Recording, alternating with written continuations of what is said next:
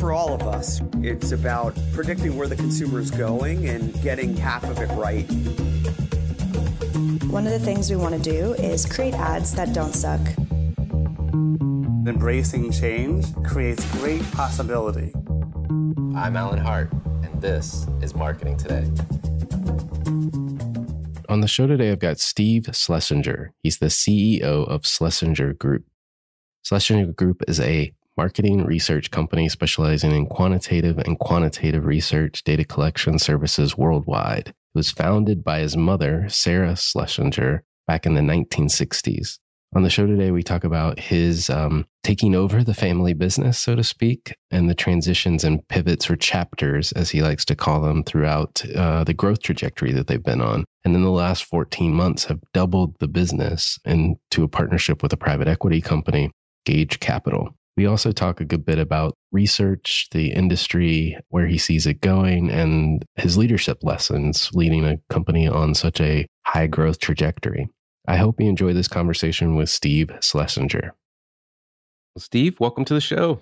Great to be here, Alan. Well, I know we're talking in this global pandemic. If I've got my facts right, you live in New York City and also have experienced COVID, maybe unbeknownst to you. Tell us a little bit about that story. So, in the very, very early stages, it was probably the first week of March. I had a couple days of very low-grade fever and a couple days of headaches and did not know if I had COVID or not. It was the early stages when people really weren't getting tested. My feeling was maybe I had it, maybe I didn't, maybe I had the flu. But, it really wasn't more than a few days of feeling lousy. Fast forward in May, I had to have some knee surgery.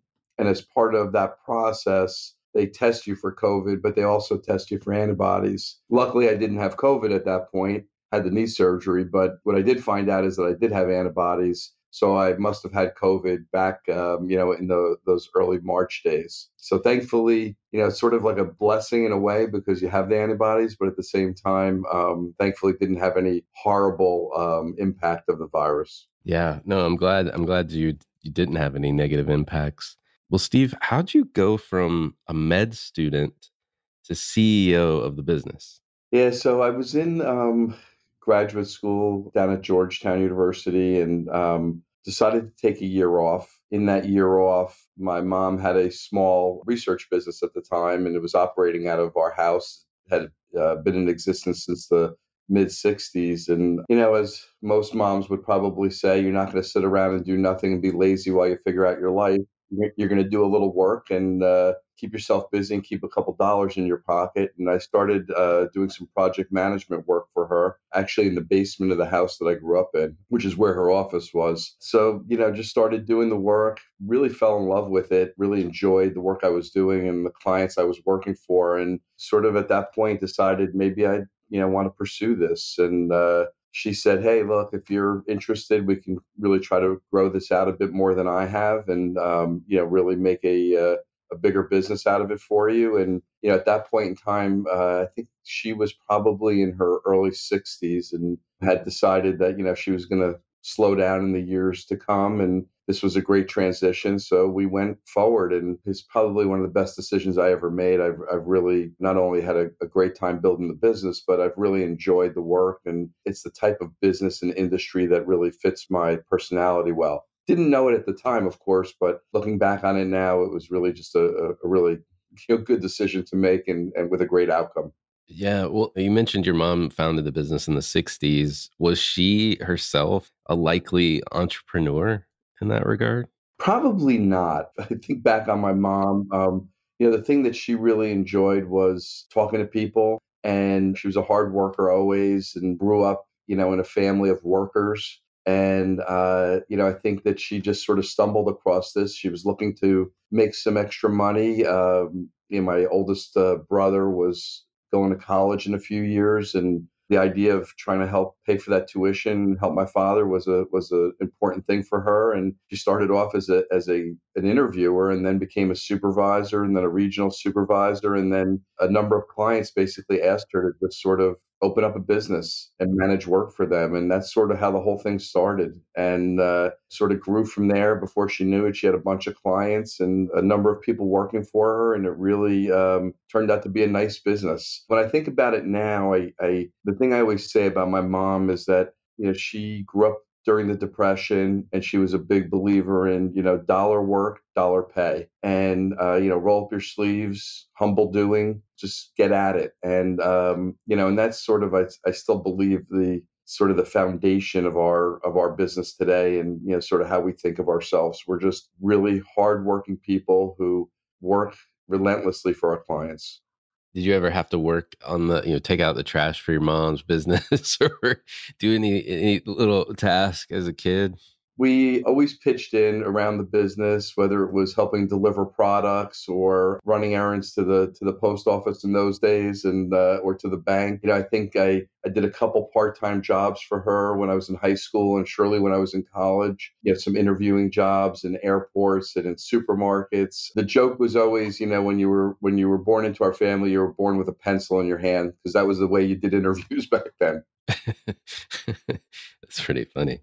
Pretty funny. Well, for the last over 35 years, you've led quite the transformation through leading the business. Seems like when we last talked, and we talked a little bit about just the expansion in the 80s, right when you took over from your mom, and then, more recent acceleration in the 2000s, and then just blown away by the explosive growth you've had in the last 14 months. So I'd love if you wouldn't mind, just you hit on the first one, potentially, but there's 3 step changes here, it seems like, for the business, and would love to know kind of what was driving each one, if you don't mind. Sure, absolutely. So we sort of refer to it as chapters in the business. There were the early chapter of my mom building the business up and really laying what I'd call a great foundation around a reputation and sort of a standard for good, honest, quality work. And then, the second chapter, which is when I came in and started building out the business, especially on the qualitative side, with a number of facility openings and just,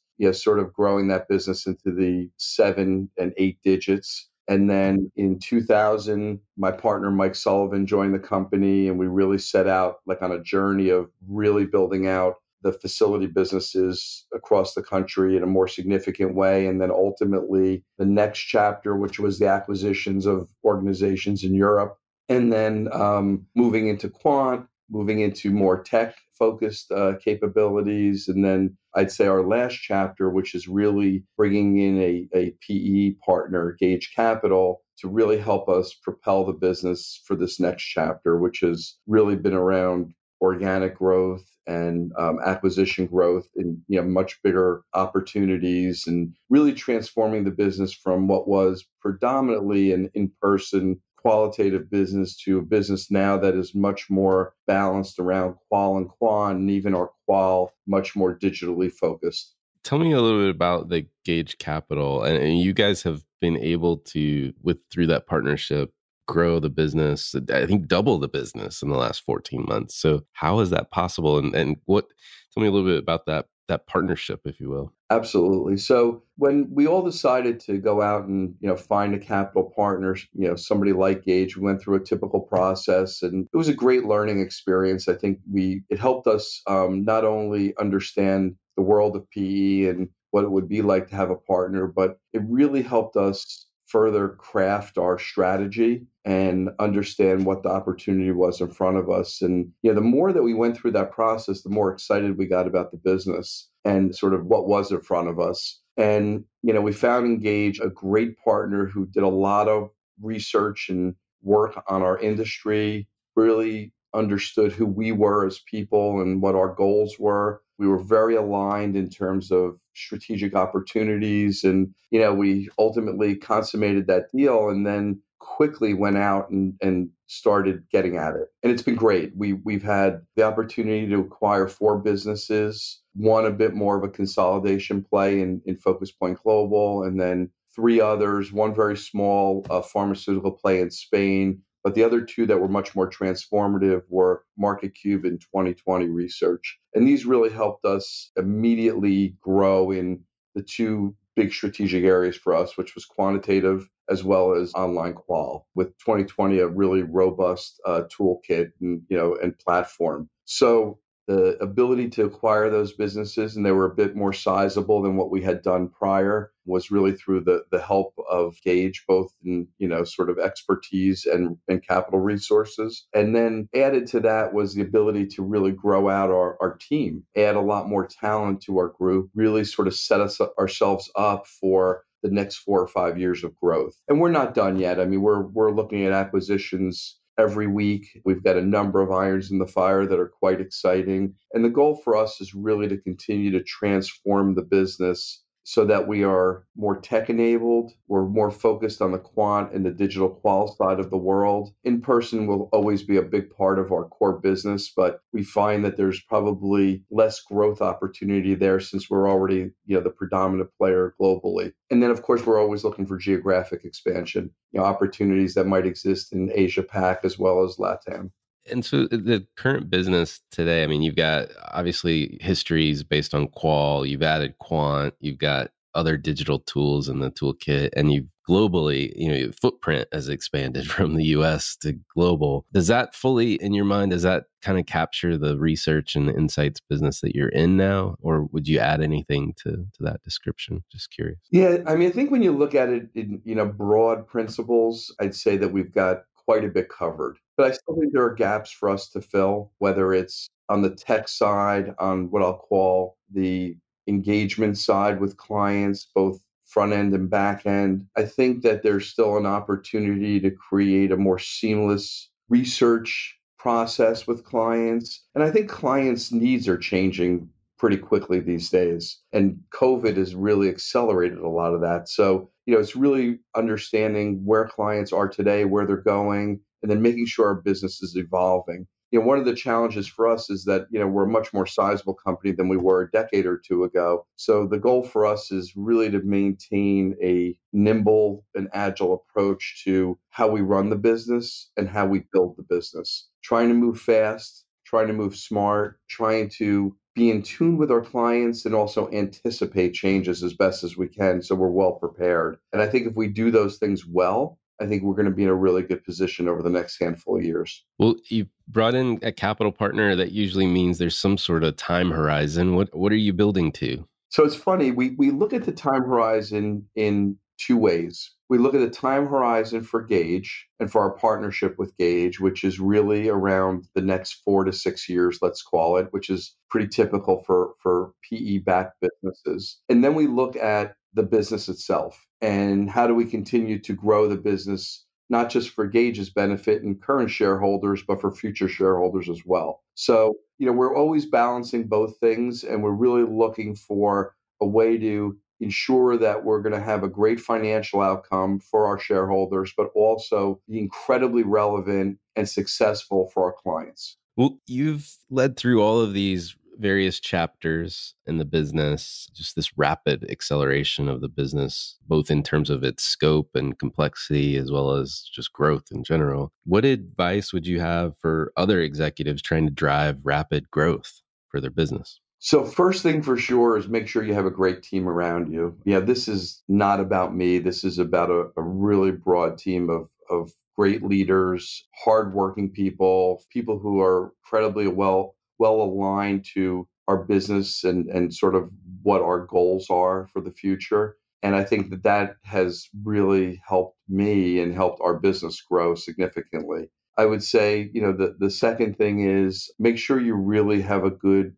handle on what your clients are thinking of you, what your clients are thinking of your competitors, what your clients are thinking of the marketplace and how it's changing, to make sure that you're well suited for what is today and what will be tomorrow. I think that's a critical component. And then make sure that you have the desire. Not every business has to be a fast accelerating business. For me personally, and for I think our group of senior leaders, this is what we all get excited about, and this is what we all believe in. But it isn't for everybody. It's as you get bigger, or what they say, the expression is as you get bigger, the air gets thinner, and it becomes a little bit more challenging to manage the stress and manage all of the components that are going on out there. And you've got to make sure that that's something that you have a desire for. For me, I love it. I've never been more excited about the business, and I really do think our best days are in front of us. So I look at all those things, and I also feel incredibly lucky. That's where I am, and that's how I feel about all these things. So I'd always test yourself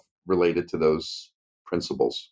Like it. Well, you've been in the insights industry or research industry for a long time. Where do you feel like the future of research and insights is going? It's a great question, Alan. You hear a lot of words, things around data, things around tech, obviously machine learning and AI, behavioral. I think that a lot of these things are not completely solved yet, but they are surely becoming greater opportunities within the insight space. I think that the holy grail is how all these things sort of converge together and really create a dynamic for brands that allow them to understand consumer behavior as well as the opportunity to make decisions fast, more accessible for them. And I actually think we're not that far off from there. I think there's always going to be a need to do custom research. There's always going to be a need to do primary research. There's always going to be a need to understand the why behind the data. And I actually love where we're positioned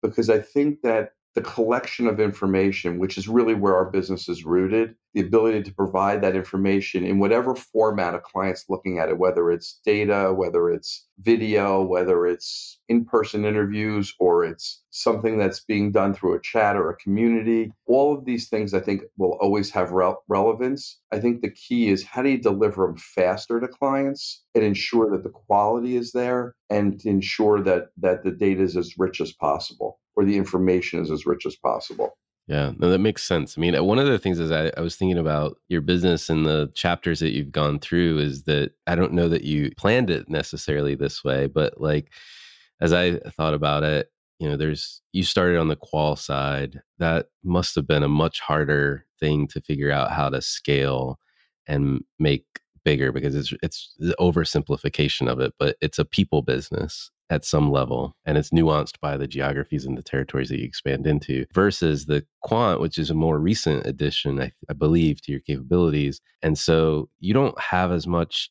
technical debt on the quant side as maybe some other of your competitors out in the market. And so I don't know if you feel the freedom that maybe that provides, or maybe you don't feel that that's an accurate depiction at all. So I'd love to get your thoughts on it. It's interesting because we have wrestled with, call it technology, it's a broad term, but we've wrestled with technology for years. Are we developers? Are we users of? Do we want to own? Do we want to borrow? Do we want to access? And how do we look at these things? And I think if we go back about a decade ago, this was a conversation that was happening every year, numerous times during the year. And we always took the approach of being a bit more agnostic, a bit more of a user of versus a builder of. And now with acquiring MarketCube in 2020, we've got businesses that are actually much more rooted in technology, much more rooted in product development. And it actually gives us an opportunity to sort of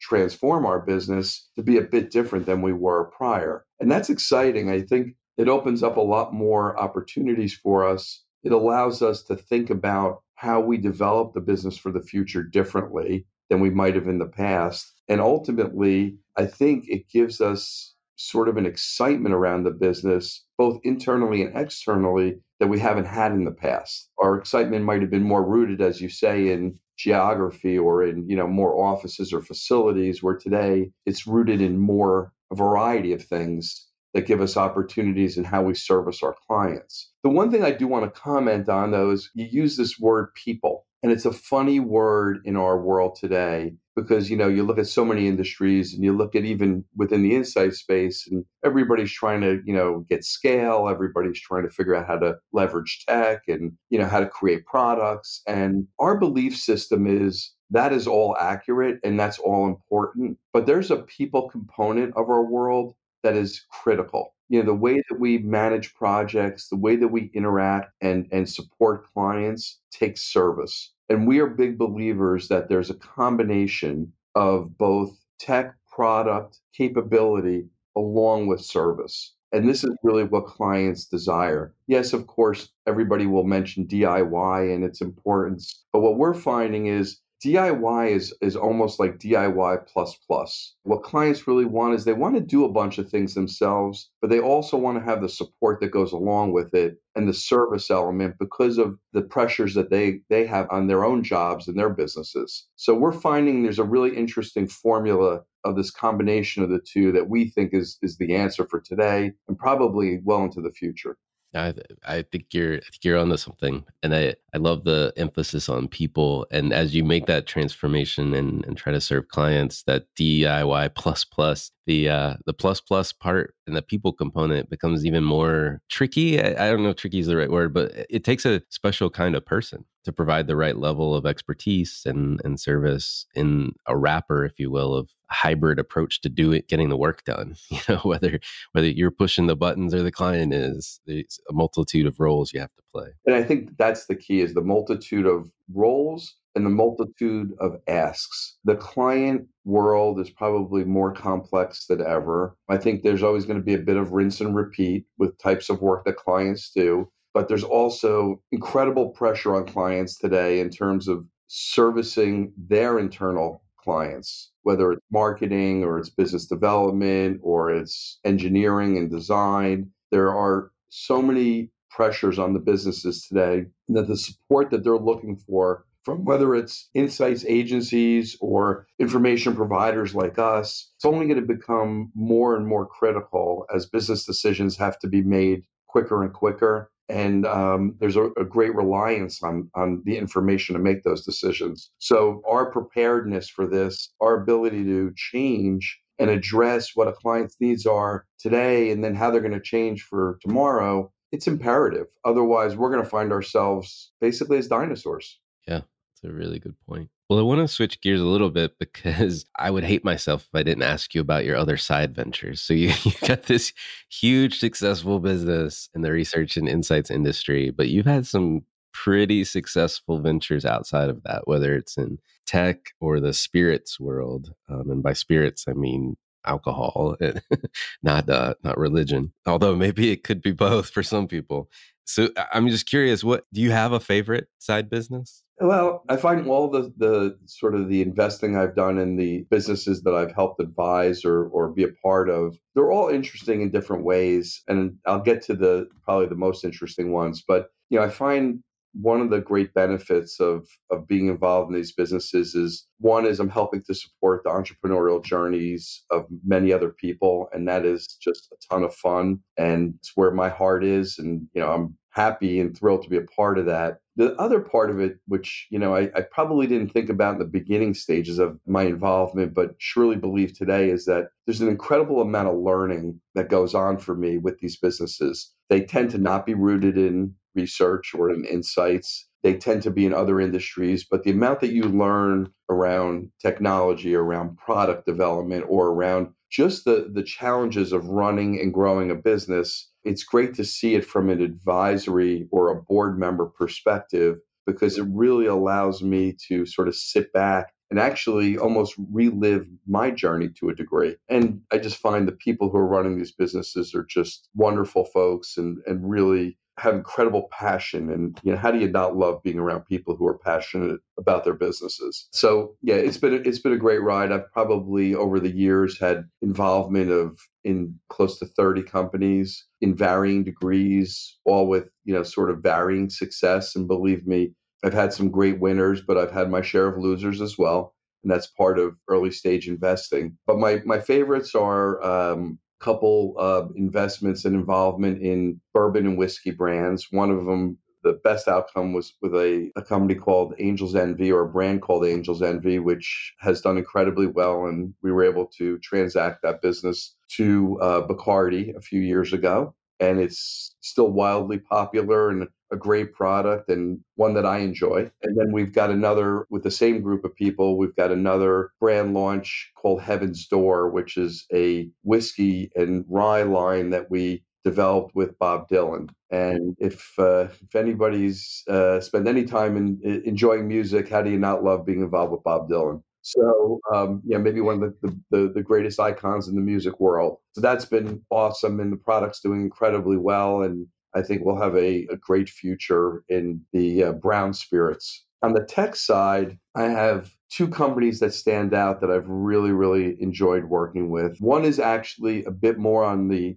call it the insights and information space, and it's a business called Inspire.com, which really helps serve patients in a variety of different health, disease, and therapeutic areas in the terms of a social community. And that business has done incredibly well. I think its best days are still in front of it. And, and it's fascinating because it's a very strong commercial business, but it really serves a great need for patients with a variety of different ailments. And then the other one is a company called HR Acuity, which is a tech platform that really supports HR investigations in large corporations. And the thing that's most interesting about this business is that it is a business that's really helping organizations cope with what I'll call challenging behavior within those organizations. So it's really been very effective in addressing things like the Me Too movement and sexual harassment in the workplace, everything from sort of minor bad behaviors to bigger bad behaviors, but it really allows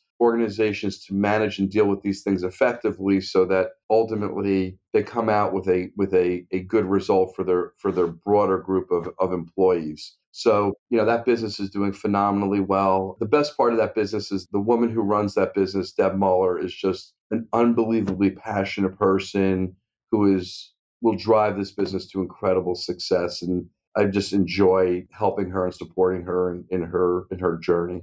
Those are phenomenal businesses and so diverse. Is there anything in particular that piques your interest as you're evaluating new investments? I mean, they are on two different spectrums, if you will. Yeah, so I would say for me, the thing that I buy into most is the person or the people that are really driving the business. Of course, the idea has to have merit and you have to believe in what the business is about. But at the end of the day, I actually look at the people first and then the idea, because if there's a great idea and they don't have the right team executing on it or the right motivations aren't there, it more than likely won't be successful. And then, of course, you could have a great person and a great leader, but the idea doesn't have enough merit. So that may cancel it out as well. But I really am a big believer in the people who are running these things and how they really try to drive towards success. So, that's sort of one of my guiding principles in the investments. And, I think it's really proven out. I think the ones that I've been most successful with have really been around this great combination of it's a great idea and it's the right people behind the idea.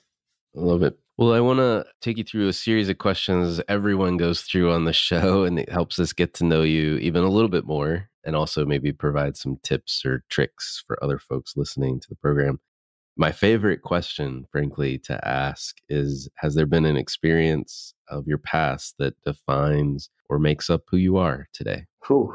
I think the thing I always go back to, and it's maybe not one experience, but it's a set of experiences, which is when I was really, really young, my mom and dad always encouraged me to work. And working wasn't necessarily having a job, but it was hustling, and hustling in the right way, not the wrong way. So the idea that you could go out and you could make money for yourself by being out there providing service. And it was cutting grass, and it was shoveling snow, and it was selling sweaters at a flea market, and it was popping popcorn in an air popper in college and going with my roommates up to campus movies to sell the popcorn so we had money to pay for our oil. We went to school in Vermont, so it was cold, so we needed a lot of oil money. But it was this idea that you could always make your way if you hustled, if you worked hard, and if you thought about where you could actually make a dollar. And it was, probably a big part, when I think about how hard I work today or also how I hustle today for success, I think a lot of that's rooted in those early days of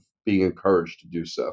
What advice would you give your younger self if you're starting it all over again? I think the thing I realized today, being in the working world for close to 4 decades, is the fact that it's really important to have some retrospection on your experiences as you're actually going through them. So today I look back and I, recount things of my childhood and being a hustler. And then I look at, sort of my early parts of my career. And what I say is I think you have to do that actually like almost as it's happening. So really thinking about, okay, what happened over the last year? What worked, what didn't work? How can I improve on those things or leverage, the things that worked well more? And doing that very regularly, because then I think not only are you learning and you're improving, but I actually think you're enjoying it more too, because you're really recognizing a lot of what you've accomplished, a lot of what you've gone through. And life is just one big journey. So really appreciating and enjoying all your experiences, good and bad,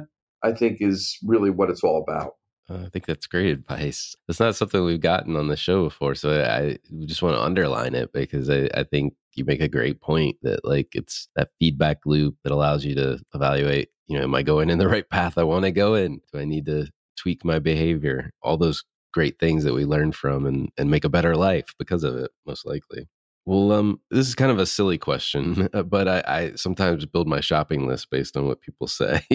What's been the most impactful purchase for you, say in the last year of $100 or less? Good question. Wow. I'm just looking around. I'm trying to think.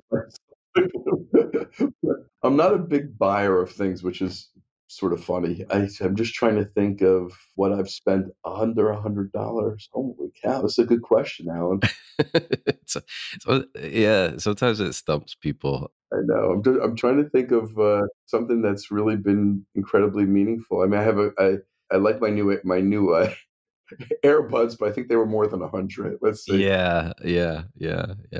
Oh God, this is one that really does have me stumped. I mean, I'd say a new pair of boxers, but I'm not sure you can air that. No, that works. I mean, whatever makes you feel your best, right? Well, listen. I did get a new pair of boxers that have little lobsters on them, so I like those a lot. I love it. We'll go with that because it is every little thing can make you feel just a little bit better, like Exactly. if you like lobsters on your boxers, that's cool. Last two questions for you as we step back and maybe these are a little bit more marketing related is, are there brands or companies or causes that you follow, you take notice of? Yeah, I mean, surely pretty typical. I love following all the tech businesses because I just think that they're disrupting our world, and it's interesting to understand why they're so successful or how come they're so successful, and and what's changing in our world that's creating that success. I try to follow young people, and that's I know very general in saying that, but for instance, I have, two kids that are 29 and 24, and I love talking to them because I find that they think of the world differently than I think about it. And, their job experiences and sort of how they use technology and how they sort of just live is different. But most important, it's probably what is going to be coming in the future. And I'm always really keen to have an eye on the future. So I really like to think about that. And then at the same time, the flip of that is what's becoming sort of obsolete, what is, sort of less relevant today. I had a really interesting conversation with a neighbor of mine who was talking to me about just sort of how the world of buying automobiles has changed so much and what dealerships were and what dealerships are today and what they might be in the future. And then how things like Carvana have changed all that. And it's just really fascinating to think of not just the changes that we're all experiencing, but frankly, the speed by which we're experiencing them. No, it's very true. It's very true. I mean, my daughter is 13, so she's a little younger than your kids. But she was telling me and my wife the other day, she was like, my friends, we just don't think about the world like you guys do. We don't want to do the same things that you've done, which led us into a lot of conversation, but which I won't go into. But your notion of like following younger people and looking through them to try to understand what the future might hold, I think is pretty insightful. Yeah, it's this whole idea of reverse mentoring, this idea of really being in tune with, where the future will be going by really speaking to the folks who are coming up the ranks. And again, it may be a little bit less relevant for me from a business standpoint, because that might be 10 or 15 or 20 years from now. But regardless, I think it's really it sets the seeds for how your business will grow and how your thinking will grow. And the other part of this, and this is really important to me personally, which is that even whether I'm running Schlesinger Group or I'm advising other businesses or I'm just enjoying life 5, 10, 20 years from now, hopefully many more, I really want to understand what's going on and be a part of that. I just think it's just a better way to live. Yeah, well said. Last question for you. What do you feel like is the largest either opportunity or threat facing marketers today? I think the opportunity and the threat are similar in the sense that there's just an awful lot of information out there. And how do I work with that information effectively? And how do I use it to my benefit? And then, I'll add the component of speed in there. How do I do all that fast? And the opportunity is if I can solve that, it gives me a great advantage. And the threat is if I don't solve it, I'm going to be behind my competitors. So, I really look at that as sort of the excitement of the world we're in today and the world we'll be in tomorrow. At the same time, it can be a little scary or I should say daunting at times. But I think it's, I always take the approach that it's exciting. It is going to be changing quick. And when I say quick, I don't mean tomorrow, but I mean it's going to change a lot faster than it might have changed a decade ago or 2 decades ago. And I'm just happy to be a part of that. Well, Steve, it's been fun to have you on, and I've really enjoyed the conversation. Thanks for coming on the show. Alan, thanks for having me. It's been great talking to you. Hi, it's Alan again. Marketing Today was created and produced by me. If you're new to Marketing Today, please feel free to write us a review on iTunes or your favorite listening platform. Don't forget to subscribe and tell your friends and colleagues about the show. I love to hear from listeners, and you can contact me at marketingtodaypodcast.com. There you'll also find complete show notes with links to anything we talk about on any episode. You can also search our archives. I'm Alan Hart, and this is Marketing Today.